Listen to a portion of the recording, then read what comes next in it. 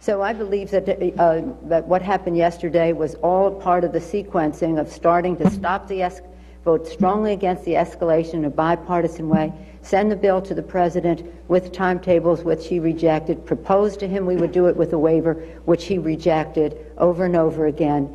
And now you have over two-thirds, over 60% of the House Democrats voting flat out against the war. But as you say, you yourself are disappointed in the bill. Do you expect a lot of the people who put you in power to be as well?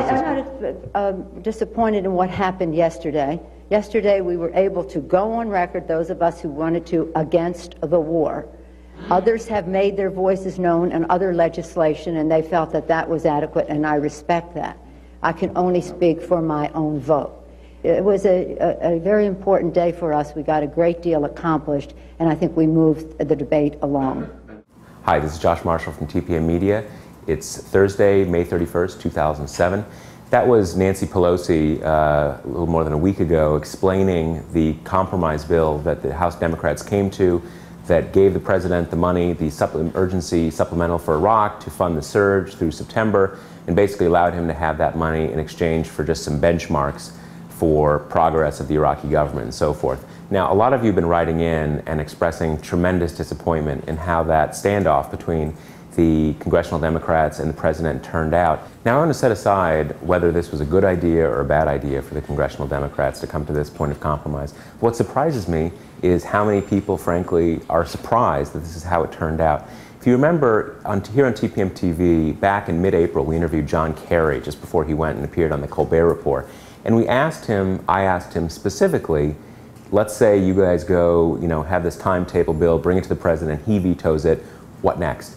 His answer, and I think this is pretty representative of what a lot of congressional Democrats were saying, was pretty much exactly what ended up happening. So I want to go back and show you that video. So if he vetoes this bill, though, what comes next?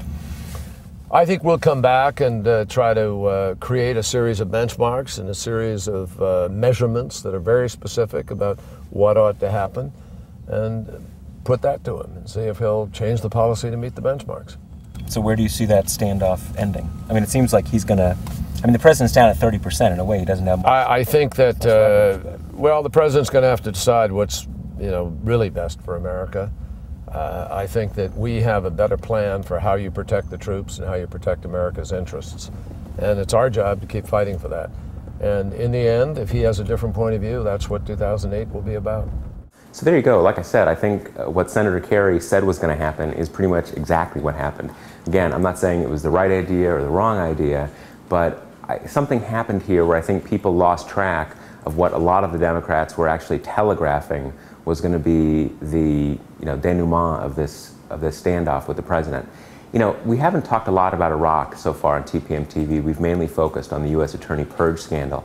But next week, what we want to get into is looking at the 2008 election, not just Iraq, but how what we do in Iraq comes together with the issue of oil dependence, the future of the war on terrorism, how each of these issues come together.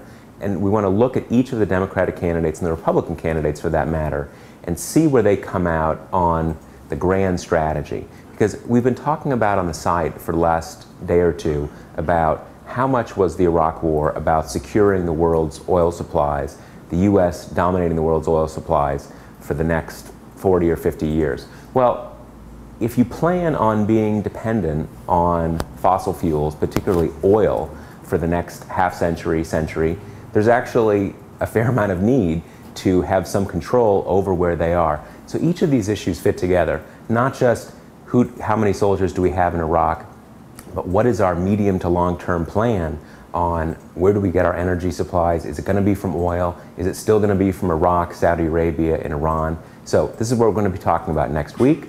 I'm Josh Marshall from TPM Media, and we'll talk to you next week.